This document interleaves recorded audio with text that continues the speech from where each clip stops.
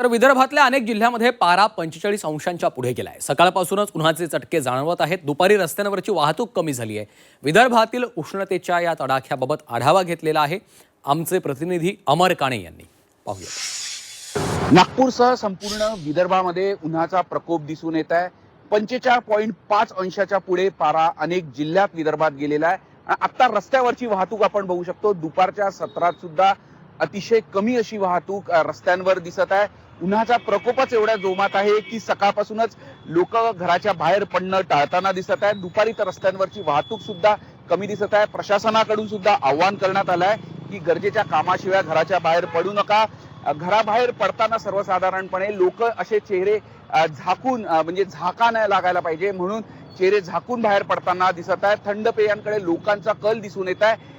यावर्षी एप्रिल महिन्यातच हा संपूर्ण पारा जो विदर्भात अनेक जिल्ह्यांमध्ये 45 अंश किंवा 45 अंशाच्या पुढे गेलेला दिसून येतोय। आणि सगळ्यात महत्त्वाचं म्हणजे उन्हाच्या हा तडाखा आहे, उन्हाची ही उष्णतेची जी लाट आहे ती अतिशय कायम आहे।